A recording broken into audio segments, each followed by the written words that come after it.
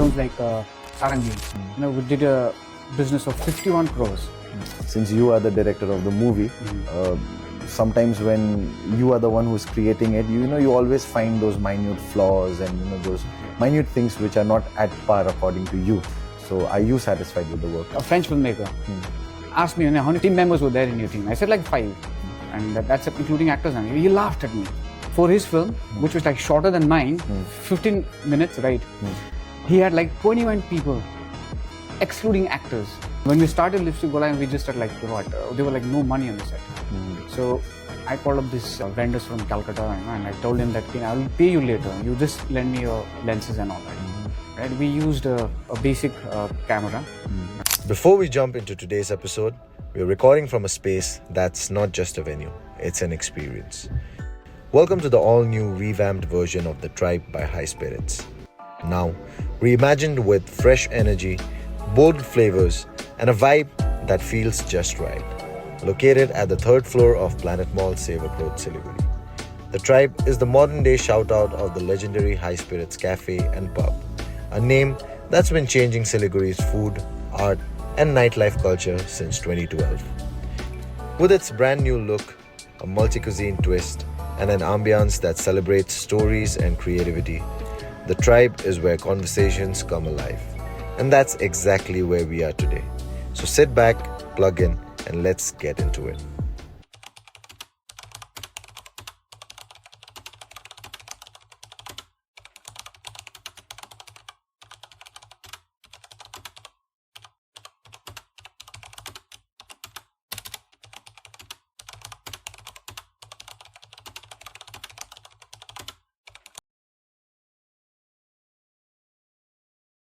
Thank you so much, Da, for Thank you. giving us the time and giving us the opportunity to talk to you. And welcome to our podcast, Dialogue Diaries. Thank you for having me. So, how are you, Da? How are you? How is everything in life? It's all a hodgepodge by Lipstick Golai, complete Baxena, and then other projects that I'm working also. So a little bit hodgepodge, but yes, okay, life's good. But then still, I think it was soft release the bhako and then people are appreciating the work also, right? And recently, Siliguri ma Montana ma पनि premiere भयो, right? So, कस्तो थियो त्यसको reception तपाईँको Lipstick Golai as a movie को लागि चाहिँ? Reception राम्रो थियो है. People like really enjoyed it, and 2-3 जनाले भने कि हुन्छ नि, they have it was par excellence, beyond their expectations. And one of my friend who is like not really into Nepali films, like she was very skeptical previously, but after watching Lipstick Golai, and she was like quite satisfied with the kind of work that we've come up with. So I think the best thing to ask you would be, are you satisfied with the work? Because since you are the director of the movie, sometimes when you are the one who's creating it, you always find those minute flaws and those minute things which are not at par according to you. So are you satisfied with the work? If given a chance, I would reshoot the entire film. That way, so, yeah. So I'm not like really satisfied, but yes, we're trying to reshoot some of the scenes. Probably replace some actors and make it even better for Nepal release. But do you think this is a constant process? Because as from a director's point of view, you will always know every nooks and corners of things, like you will know exactly where something has gone wrong, even though it might not be very visible to the audience. So are you making these changes because of your personal experience, or do you feel the movie as a whole is not complete yet? No, if I look from a very production point of view, they're very selfish of me as a director, because it's my name tag to it. So my film must be perfect and all that, right? So I'm also a producer in this film, so I have that luxury of reshooting, and yes, again, the production side stops me. But having said that, since we're trying to create a narrative to make films, I mean, the films that are being produced here in the hills is not as good as what I'd like to see. or what I like to watch. So the kind of films that I want to make is that I want to watch that kind of films, right? I don't care about like what people will, say, but I want to give it the best. So that is the whole narrative of me and my producers. That's one narrative of like making. We started filmmaking. But like you said that you personally are not satisfied with the kind of films that are being produced here. But then, if I may, just ask this question, not offensively, but I, as an audience, also would really like to know, because we see that when movies release in Bollywood, Hollywood, people watch the movies in numbers, right? But then again, on the contrary, when you see movies released in the regional language, as in Nepali movie industry, the reception is not as wide and as celebrated as it is in other linguistics, like say Marathi movie or South Indian movie. So where do you think where is the gap? Like, is it the quality of movies that are being produced, or is it the audience that is not being able to support the movies that are being produced in the region? What do you feel as your point of view? What is that? I mean, there are various reasons, and I would I do not want to make a very bold statement, as in the kind of films that are being produced not just here but the mainstream Nepali films also, right? They are not up to the mark. That was very very bold statement. I don't want to do that. But yes, like I told you, the kind of movies that I'd like to watch. There are no movies that are being produced in Nepali mainstream and from this side, right? And the second point I like to make is that our Nepali diaspora is way too low, to do that kind of box office collection, right? If you compare one Hindi movie to a Nepali movie, right? A Hindi movie, super hit film would make around about like 1,000 crores to 1,200 crores, right? A Nepali film, off lately we are sort of hitting that mark, like 50 crores, and that too gross, right? So I think it's the Nepali diaspora also. The kind of films that are being produced here is like not up to the mark, and we do not know. Also, I mean, our script is not good, our story is not good. Our stories, I mean, we are not able to present the story in a way that people would like relish it, right? And I don't think so. There are like one Nepali film that I want to rewatch it. Like I'm Godfather. I've watched it like more than 100 times, right? It's so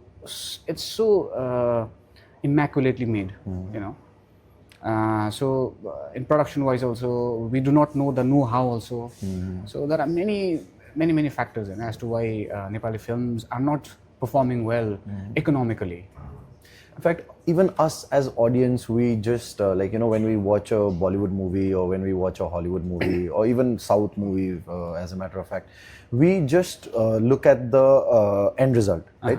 We don't actually, because from the top of it, what we know is that there's a lot of money involved, there's a lot of expertise involved, but we don't know the minute details of how a movie goes from zero, that means in maybe a writer's or director's head, to finally coming in the big screen.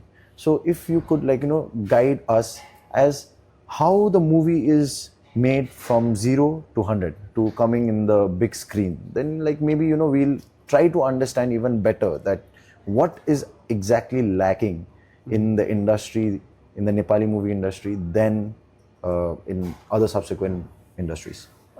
See, I would not be a perfect person to tell this. I mean, why the Nepali film is not doing good, right? But as far as my knowledge is concerned, what I feel is film making has different phases. Okay. All right. And if you do not fulfill all these phases, if it's not done properly, then your film would surely fail. All right. So first is called development phase, wherein you find out a good script, good story, right? And how do you want to present it, all right? So like I said, if you want to open a business, right? The end goal is to earn money, right? But how much money you want to earn, all right? Say, I can give you an example. Like if you want to open a business like a momo shop, right? What do you want to do with a momo shop? You just want to make ends meet, right? Hand to mouth, or like you do want to do a lean startup and like expect like huge returns, or like you really would expand that business, right? If your intention is clear in the beginning, right, then the rest of your process follows. It becomes like easy for you, right? And like when you start a project, okay, I want to make a film, let's say, or any business, do any business, all right, just to say, let's say, do a hand to mouth, all right, and you would start business like that, right? You don't want to like grow, okay? So that clarity should be in the beginning if you're making a film, right? I can give you an analogy of like building a house. Okay. We build a house. What do you require? Engineers, architects, you need laborers, all right? So and then it also it's built on like different phases, right? Correct. So when you put a slab, you put that cement, right? And you actually wait for 21 days for the cement to get dried up, right? But the owner of the house wants the walls to be built before 21 days. It would certainly crack in the foundation, won't it? You have to like unearth, dig foundation, right? How many stories you want. So those should be very clear in the beginning. So filmmaking is also like, it's the same process, right? What do you want of that film? Do you want to be commercially successful and then get famous actors? You need a commercial story. It should be shot like that. The sound should like, sound in a very commercial way, not in an artistic way or like in a very slow types of film. So a filmmaker is clear in the beginning what kind of film he wants, it'll certainly do good. So let me not generalize here by taking someone else's name or something, but let me just take reference from your own experience. Like you have made multiple short films, right? And one of which was awarded the Silver Egg in Kustendorf as well. We'll delve into that a little later, but you have experience of doing that and winning a very prestigious accolade, along with now having produced and directed a feature film, which is Lipstick Golai. So your personal experience, what is the basic differences that you felt in creating a art film and a feature film? Okay, it's a different experience altogether, right? The process is the same. Even if you're making a slow film or an art film, that's what they say, or like a commercial film, like where you want to like actually earn money and all that, right? The process is the same thing, right? Feature length film is like, you need like 35 people in the set, right? And so how do you control them? Okay. Right? And you have to like shoot in a very different locations, right? You need line producers, you need executive producers, you need production designer, you need art directors, right? You need sound guy, cinematographers, and all that, right? So how do you coordinate with all these guys? That's it comes with experience, right? Short film, it just lasts for like 5-6 days, at the most 7 days, right? That is my personal experience. It differs, right? And I'll tell you one funny incident, right? Shanti, which the film that I made, which went to Kustendorf, right? We were only like 5 people there in the set, including actors, cinematographers, okay? So, and I told that, one of the filmmakers, a French filmmaker, asked me, how many team members were there in your team? I said like 5, and that's including actors. He laughed at me. Why? For his film, which was like shorter than mine, 15 minutes, right? He had like 21 people, excluding actors. Okay. You understand what I'm trying to say, right? So basically, Shanti didn't cost as much as those films which are being produced there in Kustendorf, okay, or like anywhere else in the world. And with knowledge that I have all these years, which I gained knowledge enough, like in a set production, right? Say how do you operate camera and what departments you require while making a film and all that, right? So yeah, I would say like it teaches you a lot. All this experience, and with that experience, it helped me a lot while making Lipstick Golai. We were very just like 16 people, not even 16 people, I guess 15 people, right, on the set, concerning every department. So that way is I think from my perspective, from filmmaker's perspective, it's a great job we did. And with very limited resources that we had at our disposal, And when we started Lipstick Golai, we just started like, there were like no money on the set. So I called up these vendors from Calcutta, and I told them that, I will pay you later. You just lend me your lenses and all that, right? We used a basic camera, right, which is an entry-level film camera, Canon C300, okay, and that belonged to our cinematographer. And I told him that, okay, and you'll get paid later, and I still haven't paid him still. So that's how we made Lipstick Golai. It's very limited budget, minimum rare. But I'm sure the movie will do well once it's like released everywhere, and all my best wishes for that. Thank you. First of all, many congratulations to you for winning the Silver Egg at the Kustendorf Film Festival, and you represented India, and that's a very big deal actually, right? But what I as an audience would want to know is these film festivals, from what we as an audience look at it. So generally when we see movies when they release, even Hollywood movies. So before the movie, even when the trailers and everything comes out, then usually they with some kind of a badge, they mention winner in Sundance Film Festival or maybe Cannes, that sort. But as an audience, when we look at Cannes, for example, let's take an example of Cannes, what we see is the glamour. People, the reason that Cannes is so hyped is because of the red carpet. Right? People talk about the red carpet more than actually the movies that are being featured there. Right. As a general audience, I'm not talking about people who belong to the film fraternity. I'm not talking about people who are artistic, and I'm not talking about people who understand filmmaking. I'm talking about the general audience. So general audience will watch Cannes because of the outfits that people are wearing, because of the entourage that they carry. What I would want to understand or know is, in these sort of film festivals, what is it actually that these film festivals signify, and what are the things that they are bringing to the table, and why is it so prestigious for a movie to be featured in these kind of film festivals? First of all, brand name. Okay, if your film is featured in Cannes, then you would definitely get that leverage, right? And like I was telling you that the reason why if a women-centric film, or if film is related to LGBTQ community, right, and or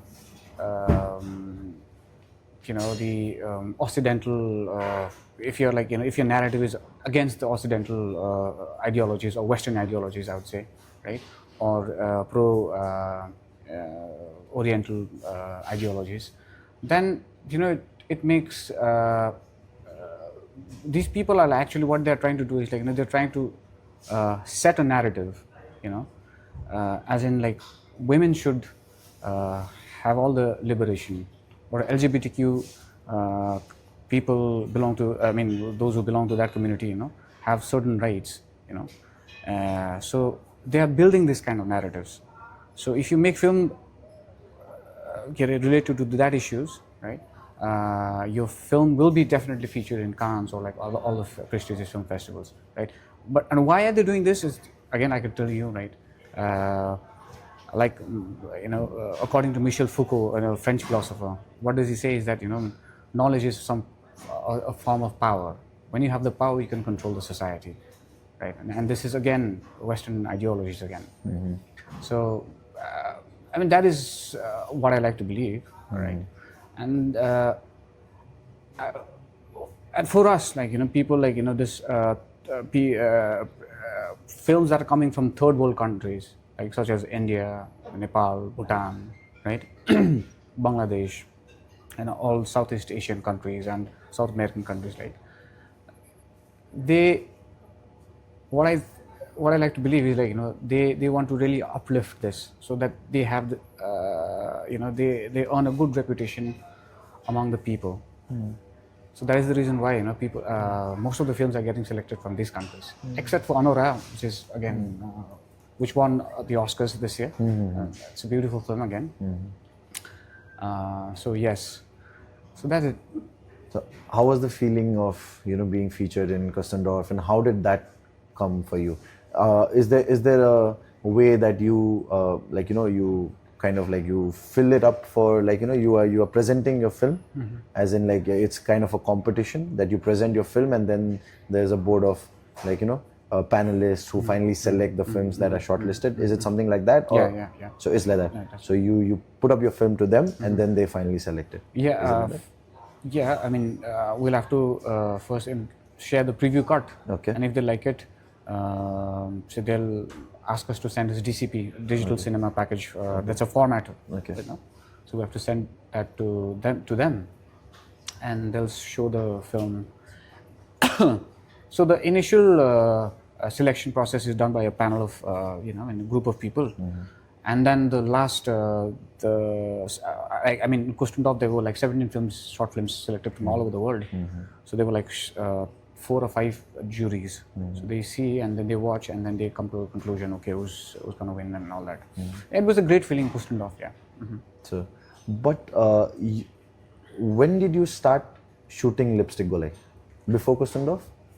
No, after Kustendorf. After Kustendorf. Yeah. But you being an Indian director who has won such a prestigious accolade, why was it so difficult for you to generate resources? Why are you still saying that, you know, resources are limited? Why is that gap there? Again, you need money for that, right? And people are really skeptical. You know, we do not have producers here. We do not have educated producer. I'm not just like, you know, people who has money, you know, they can come as a producer. You know? We don't want that also. You know? We need someone who has a knowledge about films and the business it does, right? So we need that kind of producer who is educated about filmmaking, you know, about distribution, about, you know, selling the rights and all that, right? Who knows about festivals if you're making an art film, right? We just can't haphazardly, you know, pick up people with money and, like, you know, invest in us. So that's like stupid, right? Because like what happens is, like, you know, I mean, we've seen a couple of years back, or like, you know, I mean, off lately, you know, there was like a dispute, you know, it was all Facebook and all that, right? So this is what happens. So generally, I am also facing right now, because I mean, I do not want people who does not have understanding about filmmaking, right? Because I don't want to, we don't want to sort of, you know, create that differences, or like, you know, I mean, we don't want any influences also, like in our creative decisions and all that. So also, like you were telling me initially, you know, the Nepali film industry, the market cap is like pretty low as compared to other films, right? But we have fair share of market capital, right? And which people are not aware of it, right? All the producers are not aware of it, right? Because we do not have a very formal sort of market, you know, for Nepali films. But now, of lately, you know, people, I mean, films like Sarangi, you know, we did a business of 51 crores, right? And that's a huge sum, right? And who do not want to, like, you know, I mean, sort of like earn that kind of money, right? And on an average, 100 to 80 films are being produced in Nepal alone, right? And out of that, 50 films are doing good, which is like they're not going at loss. Only 25% of films going at loss. So these datas are not being out there in the market, and producers who have money, they don't know about these. So they have to know about this also. Those who want to produce and those are willing to produce. That there is some hope. Even we as an audience, when we go to watch movies, maybe Hindi, English, anything, sometimes the storyline, I mean, by now we've watched a lot of movies, so and at the end of the day, the box office numbers are determined by the number of people that are coming to watch the movie, right? And sometimes we see that we as an audience, we are not very happy or satisfied with the movie. We don't like the story, or we kind of, something is off about the movie. But still, we do see that the movie is done decent numbers. I'm not talking about the Nepali movie industry, but even in Hollywood or Bollywood. So what we see is the movie is done good, decent numbers. Do you feel that is because of the game of marketing? The people that are there, they've because see, movie, we'll take that as the artistic part, where the director, producer, the sound engineer, and whoever are involved, right? The actors and everyone, they are all from the artistic background, correct? But then there is one segment of the team which is completely into marketing, right? They know the distributors, they know the channels, they know where to put their movie, they know the everything about marketing the movie. So do you feel that maybe it's also the second team that is not quite present in the Nepali movie industry? Yeah, definitely. We do not have we don't have that creativity in that part. How do you want to promote your film, right? And that is also very important, part. For example, how Bollywood films is being promoted nowadays, right? So it's very interesting, and you need creative people in that also, in that field also. Exactly. Right? We lack that expertise, clearly. Right? And how Hollywood movies are being produced and promoted, right? And that portion we completely neglect. We just think that if you make a good film, it runs by itself. No, it does not. Now people need to be aware of what kind of movies are being made, or which movies are being screened at this point of time, and why do they want to watch. So that sort of marketing people, like you're telling me, marketing people or advertisers, right? We need that. So that is clearly there's a hollow. We need to require that kind of people. But why aren't people being able to, take inspiration and then do it here? What is stopping them? Because say 10 years back, you would not see so the songs that would come out, for example, they were good songs, right? The entire song would be nice. But 10 years now, say right now it's 2025, I'm talking about 2005, 2015, and now 2025. So now when you see, before the movie, the song, in fact, that hook of the song is released, right? Where people go ballistics making reels over it. That pulls a lot of audience. And then finally, when you go to see the movie, that song is pretty much the reason why people are going to watch it. Because the movie has no story. That's a fantastic strategy, isn't it? But that started when, now see, in Hollywood when it started, they didn't do it with song, but what they did was, they would, nowadays if you see the screenings happen, they choose big monumental places. Recently, the Fast and Furious franchise, they did their premiere in the Coliseum because they shot it in Rome. Now that's a huge marketing strategy for them. Right. Now that has again come down to India as well, but in a different way. But the strategy is the same. The base is the same. You take something which is very popular, something which people will really look at, and then based on that, you create your market, right? And this, I'm not talking about I'm an expert. I'm just talking about this as a viewer, as what I can see as an audience, right? As an audience that I can see. To be very honest, I was a huge fan of Fast and Furious. Later on, franchisee, not that good. We didn't enjoy the movie much. But that movie still did huge numbers. Right. Now, that's completely Hollywood. Fine. That's a completely different ballgame. Then we come down to Bollywood as well. That same thing is happening here also. The movie might not be that great, but because the marketing is such, it will do numbers. At least decent numbers that it can. Why can't that same technique be replicated here? We can do, obviously, why not? But like I told you, we do not have that kind of expertise again here, right?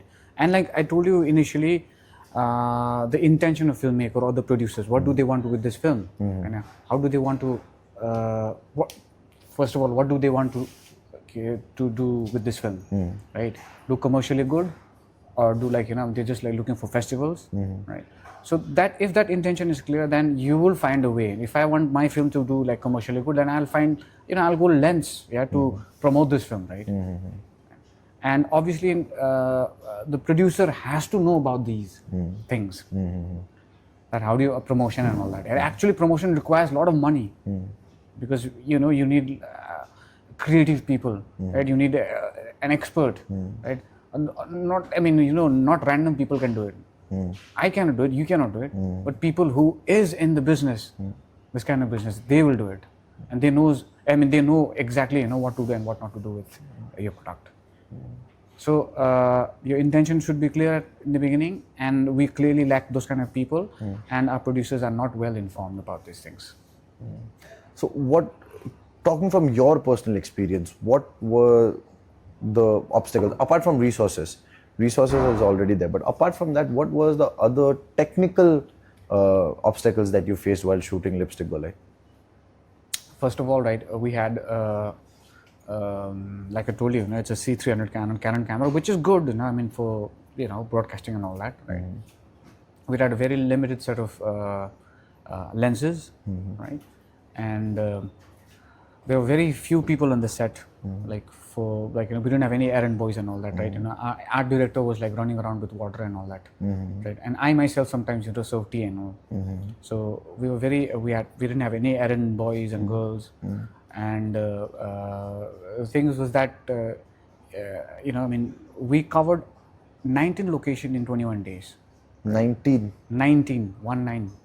in 21 days. That's which almost is everyday travel. Everyday travel. Okay, and transport was main issue, right? So I strategically thought about shooting a place where I can go from the place where I'm base, what we call is base, okay, where actors and every crew is assembled there in the first thing in the morning, and then we go places, right? So I strategically chose location where it's nearby. We could we used to walk. And actors was with full makeup on, and then you're walking to the thoroughfare of from base to the place we were shooting. So yeah, so these challenges were there, but then you need to sort of come up with an alternatives. How can you do it without spending money? And as I told you, we didn't have any money while we were starting this film, right? And all those there's this art directors, chief ADs, right? These guys are from Kalimpong, Darjeeling, and they have experience in Bombay, so they came on the set, with that was a good advantage. The advantage was that winning at the Kustendorf festival, right? And these people knew about my achievement, so they came, at a very low price, right? And we still have to pay them also. So that was it. They didn't ask for upfront money and all that, right? So okay, it's Vivek Rai's film, so we'll go and so that kind of goodwill you earn, after having winning this allocated. So that was the answer, which I've I didn't have answer at that time, but yes, so now I'm giving to you right now. Yeah. So yeah, and the challenge was there's one scene, when we where we require at least 100 people. We needed a crowd. So the place where the Lipstick Golai is situated, I kindly requested the panchayat of not panchayat but the Samaj, a village council, what you say in English. So village council president, like say, I asked him, I requested him that we need this many people, and like he gracefully accepted, and then sent like more than like 150, So how do we feed them? So that was another problem. That was another 150 problem. people. So 2 days, but somehow we did it. There were few shops who were like giving us rations, one sack of rice, right, 25 kgs, 50 kgs. Those were all donated, and yes, that how we made film. This Lipstick Golai. So it was interesting and quite a learning, learning experience, a huge learning curve. So like you just spoke about the difficulties that you faced, while making Lipstick Golai, but these difficulties could have been overcome if you would have the budget, right? But again, you worked so hard, you got a very prestigious accolade, but then again, there are not people who are maybe trusting on the kind of work that you're producing, right? Does that somewhere make you feel, bad, or maybe somewhere you feel that's the hypocritic side of the society? Because you see, when you win an award like that, there's everyone there to celebrate, correct? But when you're trying to make something like that again, there's no one to support. So do you feel there's a kind of taste Obviously, of would not feel bad. Yeah, I will feel hypocrisy? Yeah, I mean, even if I feel bad, what can I do? I can do nothing, right? And this one bitter truth that I learned in life is that if you win anything, right, you the only person that is happy for you is your father. Right? There are no other people who actually really cares for your win or your loss. People only enjoys losses. That's that's the bitter truth I learned. All right, and you said, right, that okay, nobody supported me and all that. Yes, nobody supported me while I was making Lipstick Golai, financially, okay. But yes, our chief executive, Sri Anit Thapa sir, he donated some fund to us to start the project. Huge thanks for him. But other than that, there were like no people. Nobody was actually was willing to come aboard, right? Except for my friend who is also a producer, Kurseong Chejor. He is a resident of Darjeeling. He is also a producer of this film. Okay, and only one thing that actually made Lipstick Golai, which is at this stage, right? We're still at post production, is sheer passion. Right. We don't have any budget, right? We have very limited resources, okay, and yes, people of Dubaram Basti, where the film was shot, they really helped, right? Like I told you, when we had to feed 150 people, right? But we only fed them once. We called them for like 2 days. The first day, like we were we didn't have like we had very less personnel, so we couldn't serve them any food. We only served them tea, and for like 4 hours, 6 hours, they were like out in the street. It was cold, and people like really supported that race, right? So it was out of sheer passion that we pulled off Lipstick Golai till this stage, right? And if we had that kind of luxury budget, and it would have been easy, right? Easier. But I don't think so. That's like that's an it'll make easy, right? But that's not important thing which will stop you make films. So it has to be sheer passion, dedication, and your grit. You have to be like really thick-skinned, But it's very hard. I know it's very hard. I'm so sorry, but it's even, see, filmmaking as a whole itself is a very taxing and a very demanding career. Yeah, it's the second most difficult job in the world. Yeah, it's very difficult, and to do it with so much of passion, despite of not having the support that's required. I mean, hats off to you for that. But how do you do it? Because in today's time, when mental health has become such a big issue, right? And I mean, I might sound a little, insensitive saying this, but back in the day when we were young, we didn't really know what is mental health, right? I mean, like now that word is there, now people know about it because you have access to information, you know things. So that is the reason why you know. So, okay, this is a symptom which is because of this, right?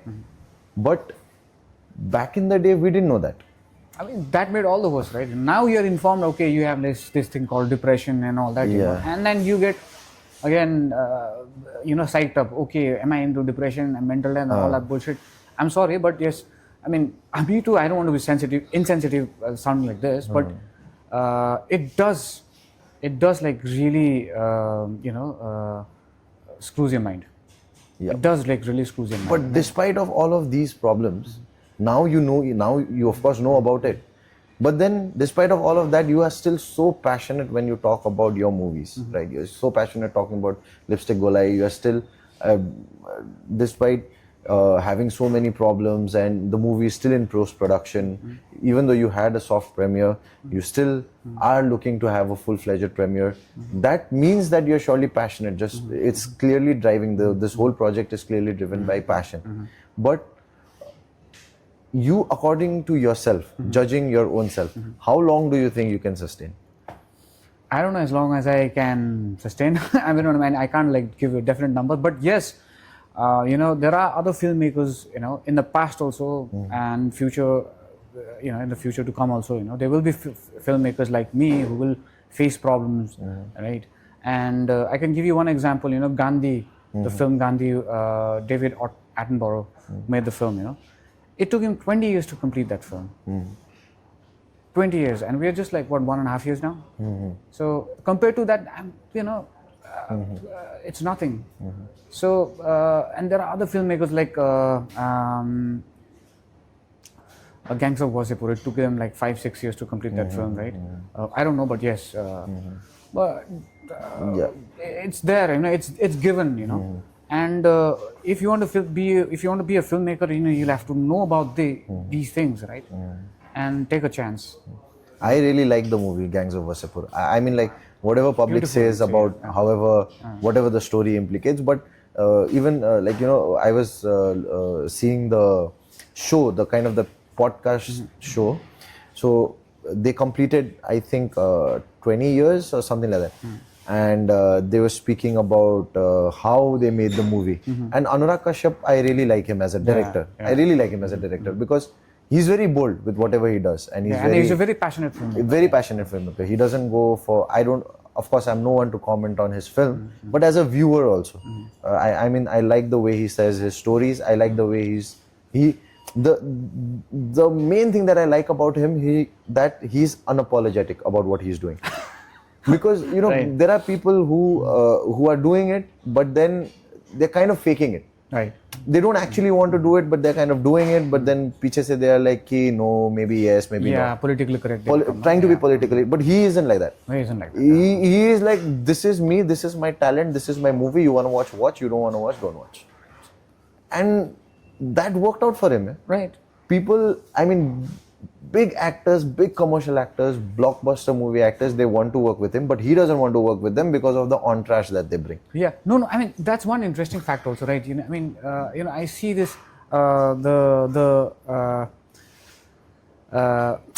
character that I've was writing, Dharap, which Padam played, who is a famous YouTuber. Actually, I sat with him, I mean, he is a wonderful person also personally, right? But the kind of things he brings while you're conversing with him also, right? He brings that, it's so, there's no wheel, he's not politically correct, right? He hits you right in your heart. And that makes you all the more, that makes him all the more interesting. And that comes on the screen. That's why he's become so famous, right? Despite the fact that his production is like, I don't want to say this, but, it's not up to the mark. But you see the kind of, the energy that he brings on the screen. Initially, he had no production initially. He became famous because of the sketches and the the comic timings and whatever he was doing. So that's, I think, pure skill of whatever he is doing, the craft or whatever, however he's connecting No, with no, the you said like, audience. that Anwar Kashyap was like Very unapologetic. unapologetic, yeah. And, he is what he is, right? And that we like that. The world's become so fake that, I know what your answer is going to be and you know what my answer is going to be, right? But if I tell you the truth, then it will entertain you. Because the world is so full of mundane. We are so very skeptic. We are so very on our hooves, on our guard, that because you're scared of getting scared. Judged. Yeah, That's what we don't want it to be. when we look at movies like this, it's so. And okay, you're telling me, why does not film make, does not do good, right? It's because of this, we are not talking about these things. When we talk about like, murder, not that South Indian cinema or murder, not that like a murder, but like really murder, and then sex sells, right? And what do you call it? Then religion, right? So, and God, like PK, So everyone's scared of God, but no one talks about God. No one questions. So if you bring this kind of elements on your screen, if you're bold enough, then yes. So would it be correct to say that maybe the choices of topics that on which the movies are being made is not that bold? Would it be like somewhere this is what this is what the scenario is right now? Maybe. Yeah, there are many facets to it. Like if you're like politically bold, yes, right, and ethical wise, your morality. If you can question your morality, that really challenges you. The audience also intrigues them.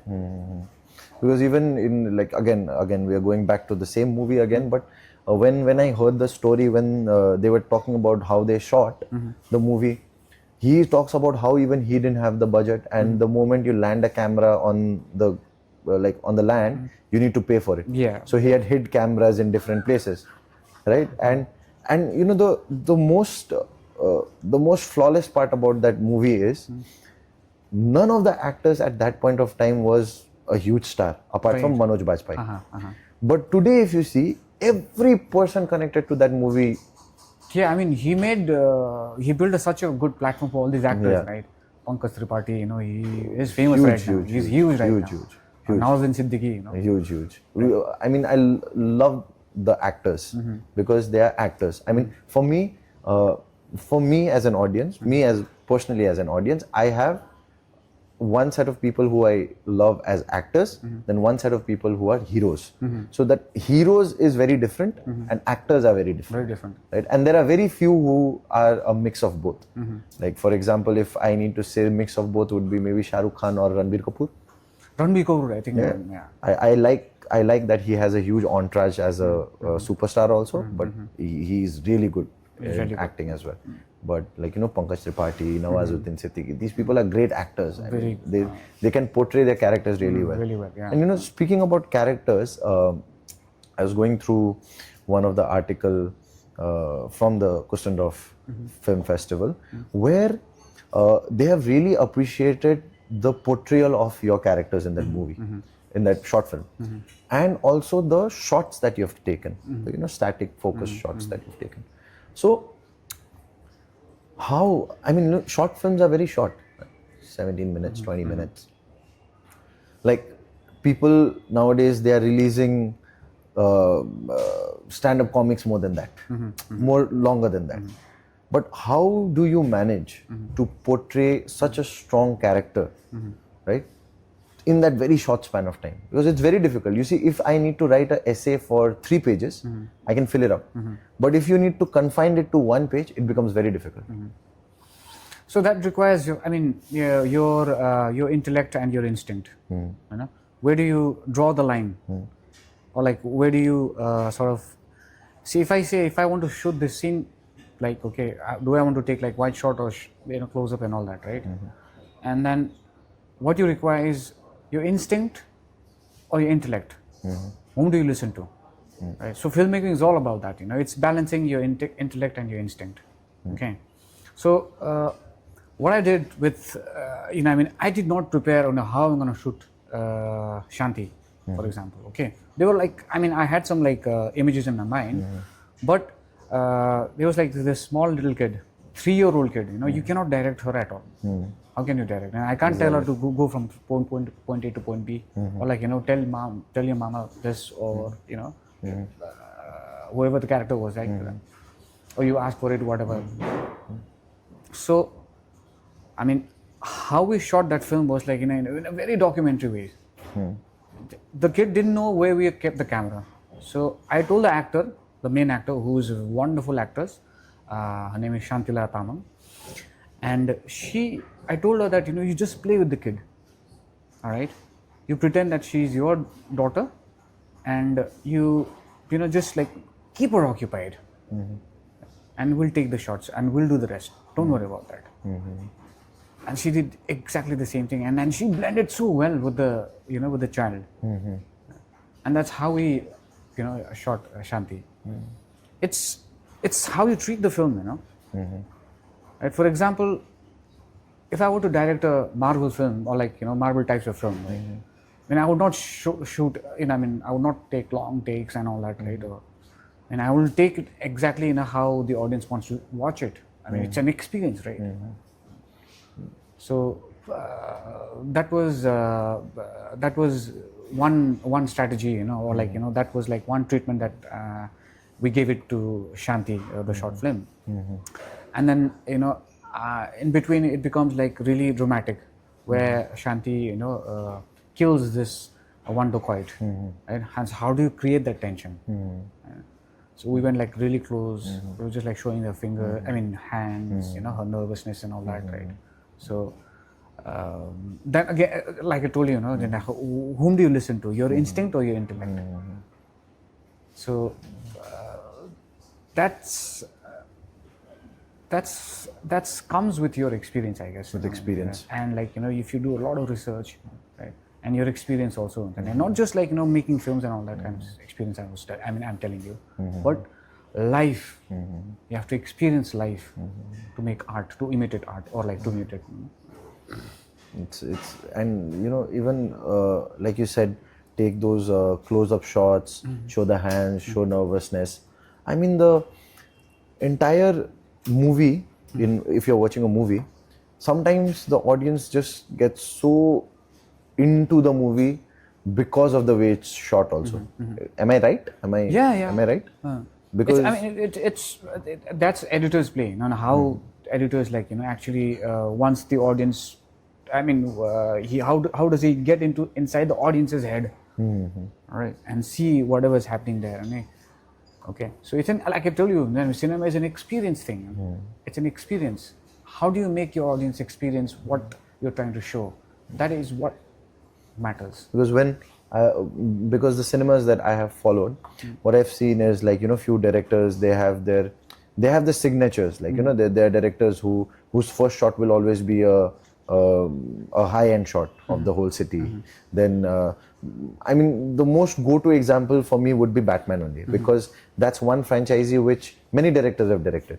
So when you see the Batman that Robert Pattinson has played, that whole movie, it's in a very dark theme.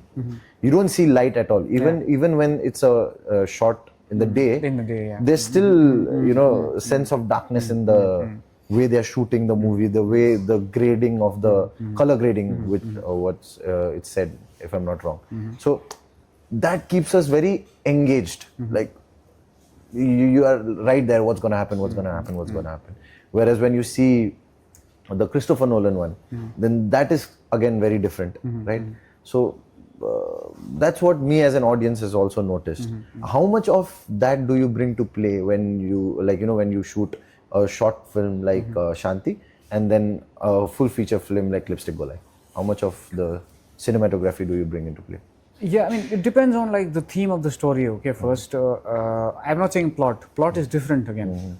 Theme, you know, what actually the film is trying to say, you know, or trying to portray any messages that if it has any. So at first reading, you know, it's not it does not come that easily also, you know. you'll have to like really fool around with ideas, right? And if it does not come, it does not come. If it comes, it will come. You know, one fine morning, you know, I mean, like you're not into the mood also, right?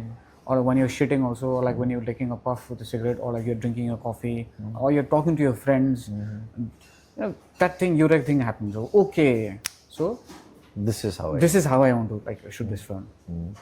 So, and then you know you start building. Then how do you want to like? Then your treatment takes place. That comes in your mind. Okay, this is how I want to shoot this film. Okay, this is how I want to. So okay, this scene, this is the, I mean, this is the type of camera movement I want in the scene and all that. So would it be fair to say that when you enter, like when you are starting, that today you're about to start a movie, is just say 50% that is there in your head and rest 50% comes with the process? It depends on filmmakers to filmmakers. There's like no, There's no handbook for it. Yeah. There's no handbook for it. What I like to do is like, you know, I mean, the 50% of the film is already made when I'm writing the script. Okay. So, I mean, I choose camera angles also and like, you know, the type of lenses that I want to use. So that's already there in the paper. And, you know, later I will discuss it with the DOP, you know, and then, yes. And after going to the set, that's pre-production. I tell him, okay, this is, okay. And then what the actor has to, provide or like give or like, you know, contribute to the scene. So what's the actor's contribution? So I look for their ideas also. So if it's not working, you know, we just like take break and then, you know, I tell them to move in a certain direction and all that. And then they bring their own idea. So we sort of collaborate there. Okay, that's like normally that's what we do. But you know, most of the time actually I have already set my mind. Okay, so this is what I'm doing. This is what I'm doing. So and sometimes when I go to the set also, you know, I don't have anything on my head, right? I don't know how I'm gonna shoot. But it comes. Yeah, it comes slowly, you know. There you have to listen to your instinct, you know. I think it's also because of that vibe. No? The set is the place where you're working. So when you're there, so it kind of, you know, just grows into you. Okay? Another very important aspect that I would like to talk about with you, since you are a director, is the story of the film. Like nowadays, when you see, there are like I mentioned, like, you know, some time ahead also, that sometimes the story is not there in the movie, but it's the marketing that pulls the movie, right? And you must have noticed that even in Bollywood nowadays, right? There are so many movies that are being made on historic, prehistoric times, and then finally it comes to the big screen, and they do the commercial numbers as well, and they also bring a sense of education to the public, because there are so many stories which are not there in our books. We don't know about them, but then they are there, right? And they are very significant part of our history. Similarly, if we see towards this region, right, towards the Darjeeling, Kalimpong, Kurseong, Mirik, this region, we have a very strong history of having the Gorkhaland agitation, right? What is stopping us from making a movie, a full-fledged movie? And I'm not saying using the timeline of that, but the story is very different. Not in that way, but making that agitation and that, you know, the struggle of the people, the fight that they had, the reason why they had, why aren't we able to see a movie like that? I think there are various reasons. First of all, we do not have that kind of budget, you know, where it requires a lot of many people. You know, I mean, you need resources and all that, right? There are like a lot of production cost is going to cost way too high, right? And the second thing is like Gorkhaland is like such a political sensitive topic. You know, I mean, that may be the one reason also, right? And where everyone likes to talk about it, but you know, I mean, we are somehow a little bit politically correct, you know, when we talk about these sensitive issues, like if you're making one also, right? That is one thing, right? And I don't think so that, you know, we have like enough materials on, I mean, through writing on Gorkhaland, or our struggles, during that time, what actually happened, and right. So there's one beautiful documentary by Wild Films India about Gorkhaland. They've talked about like, a good deal amount of what actually happened that time. This politically, how was state involved, and how the center was involved, and how this Subhash Gishing's entire movement, GNLF was like, it has a very unbiased approach, and that I liked. Now, I don't know, I mean, people are aware of how Gorkhaland is being misused a lot by earlier politicians. They show their hopes, and how do they betray them at the end, right? So, and I think it's like it's phasing out also. This whole movement also. Yeah, I mean, I'd love to watch in like future a movie like, I mean, our people struggled, in the Gorkhaland movement. It was a struggle. It was a struggle. Yeah. It was a struggle. A lot of people lost their lives. Yeah. But That was, yeah. excuse me. That would actually make a good movie, not just for entertainment purpose, but also for educating the people about what had happened. And movie has always been a very, a very good method to communicate with larger masses, right? And people nowadays, they really connect with anything that is very true to the roots. Because like you said earlier also, that the world's become so fake that anything that is very true and very natural is become very surprising and shocking.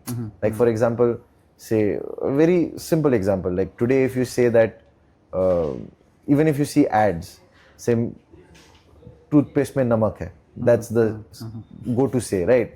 But paila ta earlier in the days that they would use that datun only, So it's a very blatant example, but what I'm saying is going back to the roots is become kind of a trend now, right? Anything which is very deeply connected to the roots, it goes suddenly very viral.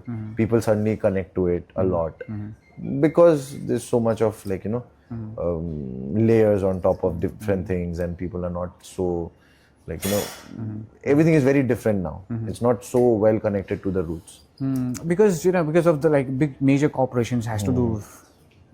I mean, they come and like I told you, they are drawing the narratives, that people are making, people are made to believe, okay, this is right and this is wrong, They impose on such subtly, that you don't even realize actually they are imposing, right?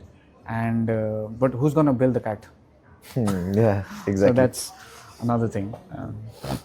So this was a very in-depth talk about filmmaking and your struggles and everything. But on a lighter note, how was life when you were young? How was the times when you belong from Kurseong? So what was it like when you were there when you were young?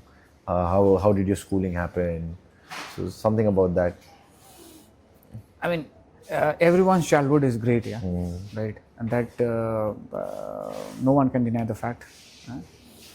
And the life was like entirely different back then, I mean, I started acting when I was in class 9, right, and later I took it very seriously when I was in college days. Actually, I wanted to be an actor, and I had enrolled myself in National School of Drama, but unfortunately I couldn't get through because of some reasons. For example, they called my name they called our names through alphabetic order, right? So mine is V. So it came towards the last, where the panelist were, I mean, this is just an excuse I'm giving right now, not getting through. But yes, that would be one reason. It was like June, really hot in Delhi, and I was the last person to get interviewed, right? And these people had enough, okay? There's 31 seats, all of the actors from all over the world, they came to give a shot. So last person, and then, I mean, I was also not confident back then, right? So I didn't get through. So that was my first and last. But later on, as I watched movies, which is being produced from this side of the hills or this part of the world or Nepal for that matter, and I was like really not satisfied.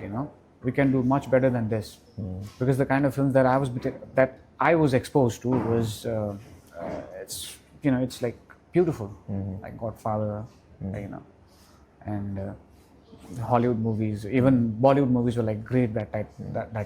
That time, yeah. I liked Inglourious Basterds. Inglourious Bastard, and Magnificent Seven. Pulp Fiction. Quentin Tarantino is one of my favorite directors. Anyways, so yes, that got me into, I guess, filmmaking. I thought, okay, let's try. I started making films, and my first film actually got selected in Spain's Cortiga International Film Festival.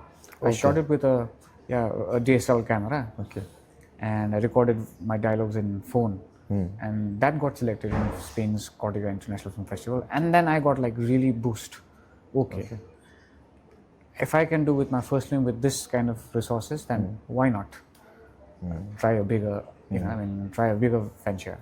And that's how I, started like really slowly and steadily, like increasing the size of the production cost, slowly, steadily. And when I was making Lipstick Golai, I didn't have any money. That's the irony. But anyways, so that's the journey. But I'm sure once the movie is released and once people know, people are already receiving it well for those who have already seen it. I'm sure once it's done, once this project is done, I hope that the next one will be comparatively easier for you to make. Right? I'm just hoping and praying for that.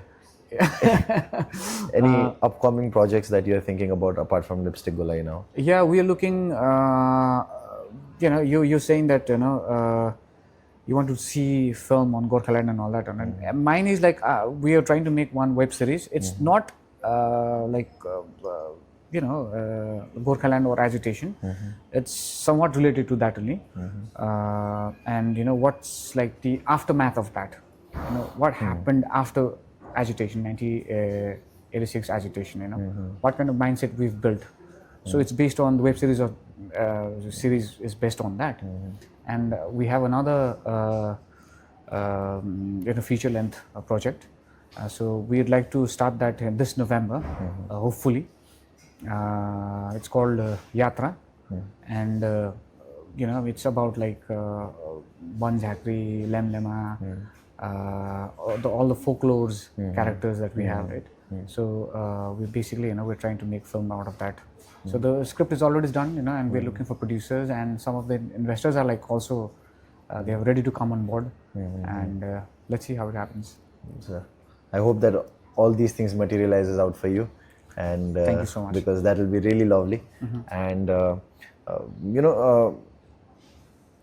even though you got featured, you won in the Kustendorf Film Festival, the coverage per se, from mainland India, from the Hindi cinema industry, the coverage, I felt the coverage, or maybe I'm sure even you feel, the coverage is not as how it would have been, maybe if it would have been in Hindi. Do you feel that way?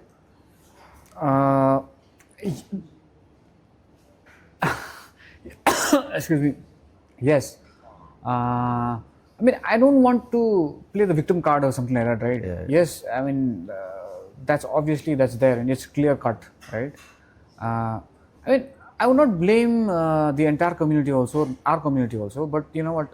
Even Payal Kabadia, who won a Grand Jury Award in Cannes this year, right? She got not featured in any of the national TVs, did she? She was pretty famous in social media, but in none of the national TVs, I guess. Right? I think she was faced in India Today, and and Cannes is one of the prestigious film festival, and then she is not getting coverage. Forget about me. Kustendorf is it's like compared to Cannes is nothing. But people like these, they are not getting featured, and But then that's the harsh truth. That's the harsh truth. But hats off to you and people belonging to this fraternity, because despite so many setbacks, you still fuel your fire by sincerely through your passion and not because of any XYZ, factors. Because movie is a very glamorous field, right? I mean, like anyone who thinks about movie, they directly think about the, entourage that it carries. No one really thinks about filmmaking per se, initially, right? If you ask a child today that you want to act in the movies, they might just be like, yeah. But I'm sure they don't know why they are saying yeah. It's because of the entourage that they carry, the actors, everyone knows them and everyone likes them, and then a lot of money involved. That's there. But despite of all of that, people like you are still true to your core, that means to the filmmaking. So that's really commendable.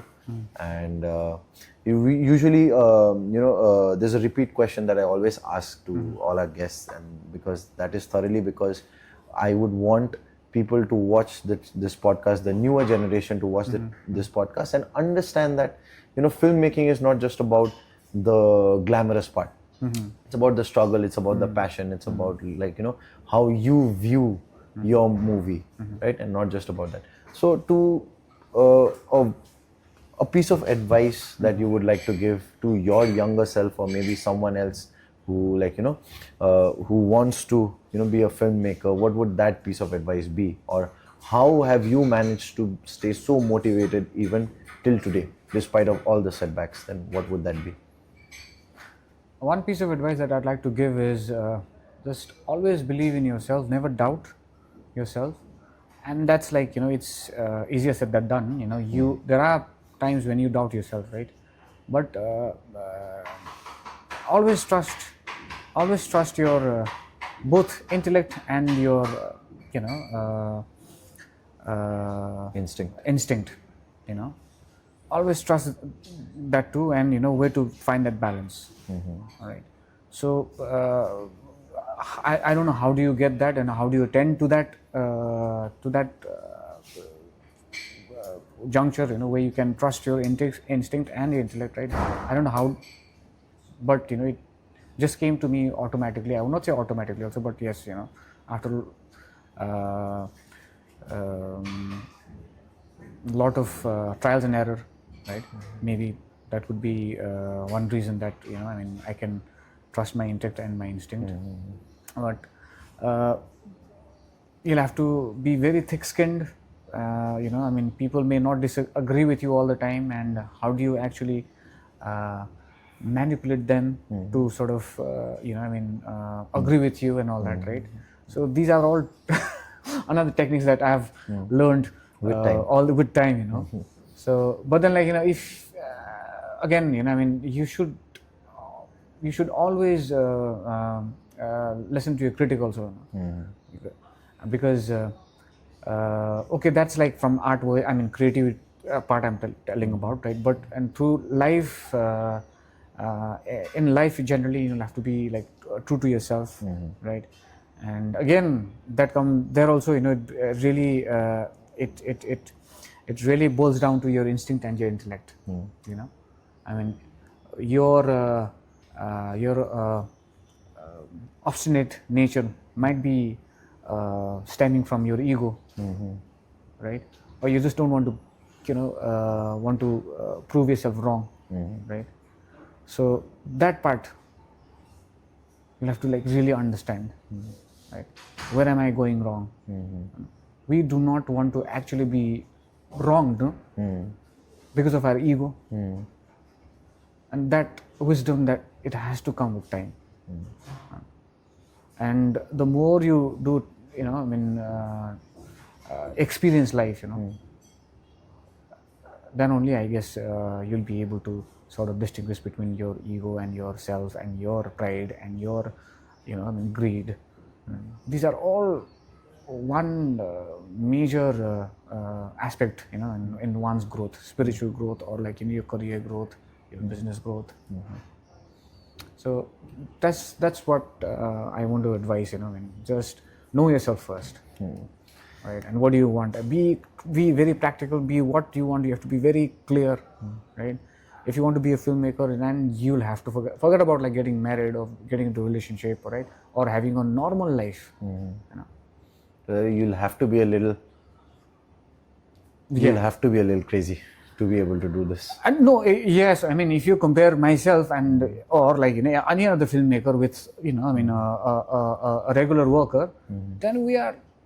We are like wacko. We are like cuckoo in our heads. Yeah, it might sound demeaning, but I say it with the utmost level of respect and with the utmost level of sense of inspiration, that anyone who has followed their passion to the core till the end has to be a little bit of greasy, because it's very difficult to follow your passion when you know you are giving up on a lot of things.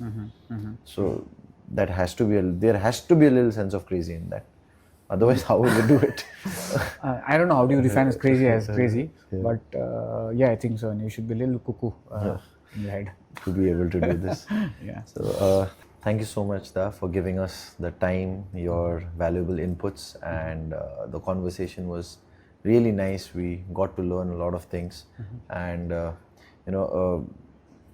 I particularly have a different sense of view towards filmmaking now, and I wish you all the very best for your future endeavors, for Lipstick Golai, for Yatra, and I sincerely hope that you don't have these struggles anymore, and then we get to see your movie as soon as possible.